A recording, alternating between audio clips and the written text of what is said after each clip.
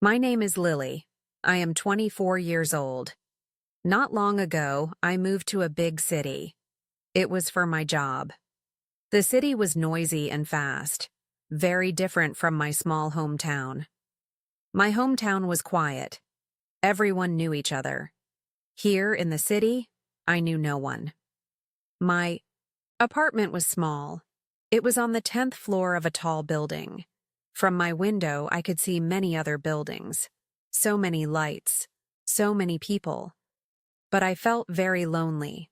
My job was okay. I worked in an office. I answered phones and typed emails. The people were nice, but busy. Everyone had their own life. After work, I came home to my empty apartment. I ate dinner alone. I watched TV alone. Sometimes I called my parents. Their voices made me happy for a short time. But after the call, the quiet felt louder. I missed my old friends. I missed the familiar streets of my town. I missed the smell of my mother's cooking. Here, everything was new. Everything was strange. I tried to be brave. I told myself, "Lily, you are strong. You can do this." But inside, I felt small. I felt lost. Days turned into weeks. The loneliness did not go away. It felt like a heavy blanket, always with me. One Saturday afternoon, it started to rain. Not just a little rain. It was heavy rain. The sky was dark gray. The wind blew hard. I was walking home from the grocery store. I didn't have an umbrella. Soon, I was very wet. The rain was cold. I felt miserable. I just wanted to hide somewhere warm. I looked around. Across the street, I saw a small shop. It had a warm yellow light coming from the window. The sign above. The door said the Cozy Corner Bookstore. I love books. Books were always my friends. When I was a child, I read books all the time. They took me to different worlds. They made me feel less alone. I decided to go inside. Maybe I could wait for the rain to stop. Maybe I could find a new book. I crossed the street carefully. The cars splashed water as they passed. I pushed open the wooden door of the bookstore. A small bell rang above my head. Inside it was warm and quiet. It smelled like old paper and maybe a little bit like tea. Books were everywhere. On shelves that reached the ceiling, on tables in the middle of the room, in messy piles on the floor. It felt like a safe place, a calm place in the middle of the noisy city. I walked slowly between the shelves. I touched the spines of the books. My fingers felt the different textures. Hard covers, soft covers, old books, new books. I felt a little bit happier already. Just being around books made me feel better. Then I saw her. She was standing behind a wooden counter near the back of the store.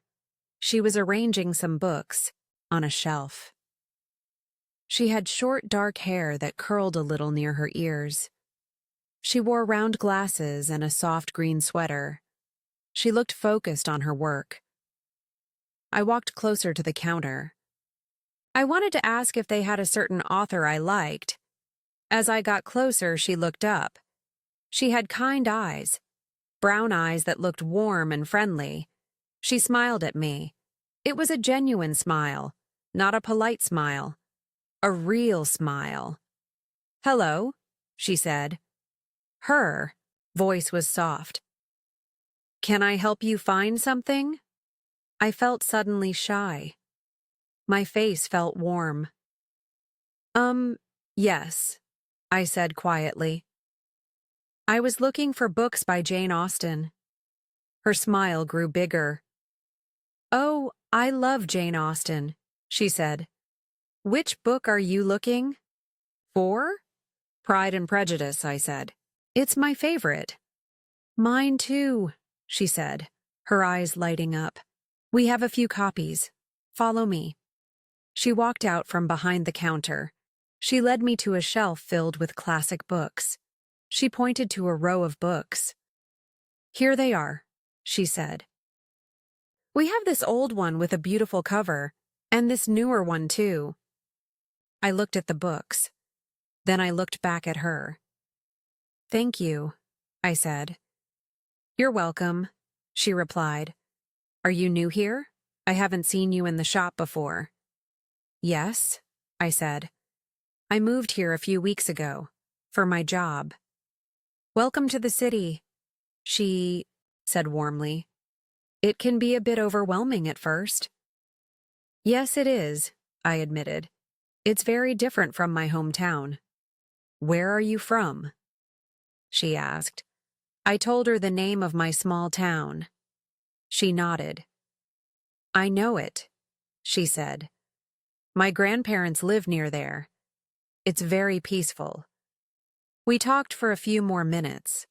About books, about small towns versus big cities. She told me her name was Sam, Samantha, but everyone called her Sam. She worked at the bookstore part-time while studying art history. Talking to Sam felt easy. She listened. She asked questions. She didn't seem busy or rushed. She just seemed kind. For the first time since moving to the city, I felt like I was having a real conversation.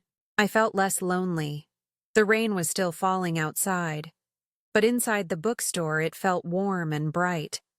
I bought the copy of Pride and Prejudice with the beautiful old cover. Sam wrapped it carefully in brown paper. "Come back any time," she said, handing me the book. "Even if you just want to browse or escape the rain." "Thank you, Sam," I said. "I will." I walked out of the bookstore feeling different. My clothes were still damp. The city was still big and noisy. But my heart felt lighter. I held the book close to my chest. It wasn't just a book.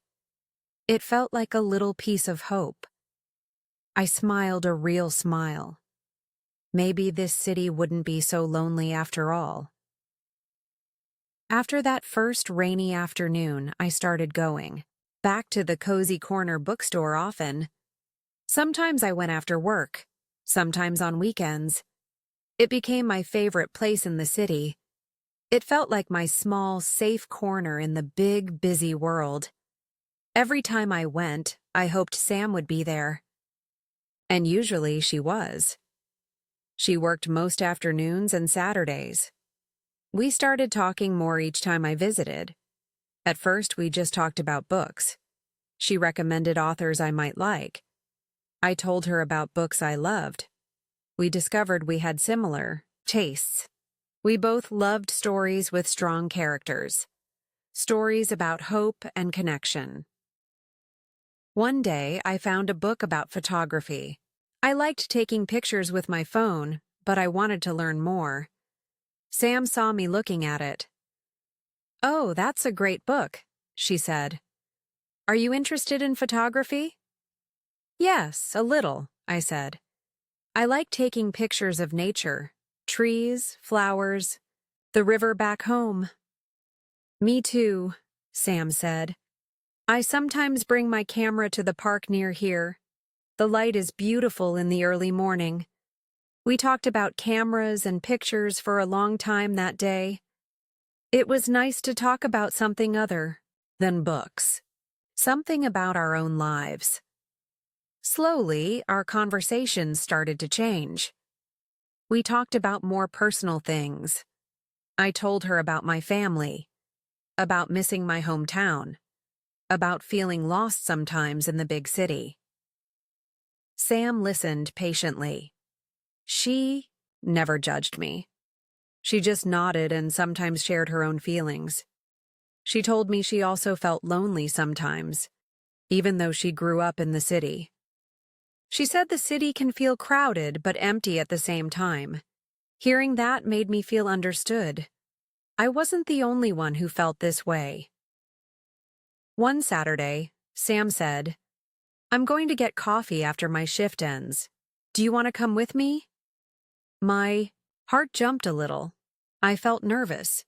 Going for coffee felt different than talking in the bookstore. It felt more real, but I also felt excited. Yes, I said. I'd love that. We went to a small cafe just around the corner from the bookstore. It was cozy, with small wooden tables and the smell of coffee beans. We sat near the window. We ordered tea, not coffee. We both preferred tea, another small thing we had in common. We talked for almost 2 hours. We talked about our dreams. I told her I dreamed of maybe writing stories one day. She told me she dreamed of opening her own small art gallery. We talked about our fears too. I told her I was scared I would never feel like I belonged in the city. She told me she was scared she wouldn't be a good enough artist. Sharing these things felt vulnerable, but it also felt good. It felt like we were building a connection, something real, something honest. After that first coffee meeting, we started spending more time together outside the bookstore. We went for walks in the park Sam mentioned. She brought her camera sometimes and showed me how to use it. I took pictures of ducks, on the pond, old trees with twisted branches, and Sam smiling under the dappled sunlight. We visited a small museum one Sunday. We looked at paintings and sculptures. We didn't always understand the art, but we enjoyed being together. We whispered jokes to each other and laughed quietly. Being with Sam made the city feel different. It felt less scary. It felt more like home. When I was with her, I didn't feel lonely. I felt happy. I felt seen. I started to look forward to seeing her more and more. When we were apart, I thought about her. I wondered what she was doing. I replayed our conversations in my head. I looked at the photos I took of her in the park. A strange feeling started to grow in my heart. It was warm and a little bit scary. It felt like more than friendship. I liked Sam. I liked her a lot. I liked her smile, her laugh, the way she thought about things. I liked how kind she was. I liked how she made me feel. I had never felt this way about a woman before. It was confusing. I didn't know what it meant. Was it okay to feel this way? I spent many nights thinking about it, lying in my bed, looking at the city lights outside my window. I was scared. Scared of my own feelings. Scared of what Sam might think. What if she only saw me as a friend? What if I ruined our friendship by feeling this way? The fear made me want to pull back, to hide my feelings. But every time I saw Sam, the warm feeling came back stronger. When she smiled at me, my heart felt light. When she touched my arm lightly while laughing, my skin tingled. I couldn't ignore it. One evening, we were walking home from the park. It started to rain again, just like the day we first met. But this time, it wasn't heavy rain. It was a soft drizzle. The streetlights made the wet pavement shine. We didn't have an umbrella. We started to walk faster, laughing. We found shelter under the awning of a closed shop. We stood close together, watching the rain fall. "It's raining again," I said, smiling. "Just like the day we met," Sam said, smiling back. We looked at each other. The noise of the city seemed to fade away. It was just us, standing in the soft rain under the dim light. Her eyes looked very kind. My heart was beating fast. I don't know who moved first. Maybe we both did. But suddenly, our hands found each other. Her hand was warm. It fit perfectly in mine. We stood there for a moment, holding hands, saying nothing. It felt natural. It felt right. In that quiet moment, holding Sam's hand, watching the rain, I knew This feeling was real. It wasn't just friendship. It was something more. And maybe, just maybe, it was okay. Maybe it was even wonderful. The fear was still there, a little bit. But underneath the fear, there was a growing hope. A hope for something beautiful, something unexpected. After that rainy evening, holding hands under the awning, something shifted between us. We didn't talk about it right away, but we both knew. The way we looked at each other was different, longer, softer. The way we touched felt different too. A brush of fingers when passing a book, a hand resting lightly on a shoulder. Small things, but they felt big. We continued spending time together. Coffee dates turned into dinner dates. We cooked together at my small apartment. I wasn't a great cook, but Sam was patient. She taught me how to make pasta sauce from scratch. We laughed when I accidentally added too much salt. We ate dinner, sitting on the floor because my table was too small. It didn't matter. Being together felt cozy. It felt like home. We watched movies cuddled on my small sofa. Sometimes we talked through the whole movie. Sometimes we just sat in comfortable silence, her head resting on my shoulder or my hand resting on hers. In those moments, the loneliness I felt when I first moved to the city seemed like a distant memory. One night, we were walking back from a late movie. The streets were quiet. The moon was bright. We stopped near the entrance to my apartment building. I didn't want her to leave. I didn't want the evening to end. "I had a really nice time tonight, Lily," Sam said softly. "Me too," I whispered. "I always have a nice time with you." She looked at me, her expression gentle. "Lily," she started, then paused. She took a deep breath. I really like you. More than just a friend." My heart soared. It felt like it could fly right out of my chest. The words I was so scared to say, she said them. "Sam," I said, my voice trembling a little. "I feel the same way. I like you so much." She smiled, a beautiful, relieved smile. She reached out and gently touched my cheek. Her fingers were cool against my warm skin. "Can I kiss you?" she asked quietly. I nodded, unable to speak. She leaned in slowly. Her lips met mine. It was a soft kiss, gentle, hesitant at first, then deeper. It felt like coming home after a long journey. It felt like everything I had been missing. All the fear, all the confusion, melted away in that moment. There was only Sam, only this feeling, this connection. When we pulled apart, we just looked at each other, smiling. Tears welled up in my eyes. Happy tears. "Wow," Sam whispered.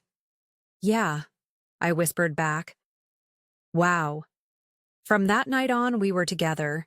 Not just friends anymore. We were partners, girlfriends. It felt strange and wonderful to say it. We didn't hide anymore. We held hands walking down the street. We kissed goodbye in front of the bookstore. We introduced each other to our friends. My few friends in the city were happy for me. Sam's friends welcomed me warmly. Life felt brighter, fuller. The city didn't seem so big and scary anymore. It felt like our city. We explored new neighborhoods together. We found hidden parks, small cafes, quiet streets. Every discovery felt special because we shared it. Of course, it wasn't always perfect. We were two different people. Sometimes we disagreed. Sometimes we felt unsure. I still had moments of shyness. Sam still had moments of worry about her art. But we learned to talk to each other, to listen, to support each other. I told my parents about Sam. It was a difficult phone call. They were surprised. They didn't understand at first. They asked many questions. But I told them how happy Sam made me, how kind she was, how much I loved her. Slowly, they started to accept it. They said, "Lily, we just want you to be happy." And I was. I truly was. Sam met my parents through a video call. They were polite, a little awkward but kind. Sam was nervous, but she was wonderful. She talked about books and tea. My mom smiled. My dad asked about her art studies. It was a small step, but it was important. We built a life together. Simple routines. Making breakfast together on Sunday mornings. Reading side by side on the sofa in the evenings. Going to the bookstore, not just because I loved books, but because it was our place. The place where our story began. Sometimes, I thought back to that lonely girl who arrived in the city just a year before. The girl who felt lost and small. It felt like looking back at a different person. Love had changed me. Not just Sam's love, but learning to love myself too. Learning to be brave. Learning to open my heart. One rainy afternoon, about a year after we first met, Sam and I were in the bookstore. She was working, and I was browsing. I looked around at the familiar shelves, the warm light, the smell of old paper. I saw Sam smiling. At a customer. My heart filled with a deep warmth. A feeling of gratitude. This place, this city, this woman. They had given me a home. They had given me love. An unexpected love, a beautiful love. I walked over to the counter. Sam looked up, her eyes sparkling. "Find anything good?" she asked. "Yes," I said, leaning closer. "I found everything I needed right here." She smiled, understanding what I meant. She reached across the counter and took my hand. Her touch was familiar now, comforting, strong. "I love you, Lily," she whispered. "I love you too, Sam," I whispered back. The rain was falling outside, but inside my heart, the sun was shining brightly. I wasn't lonely anymore. I had found my person, my partner, my love. And our story, the story that started with books and rain, was still just beginning. And I couldn't wait to see what the next chapter would bring. If you are listening to my story, maybe you feel lonely sometimes too. Maybe you are in a new place, feeling lost. Please remember, things can change. Sometimes, the most beautiful things happen when you least expect them. Be open, be brave. You never know when your own unexpected love story might begin. Keep your heart open. You deserve happiness. Thank you for listening.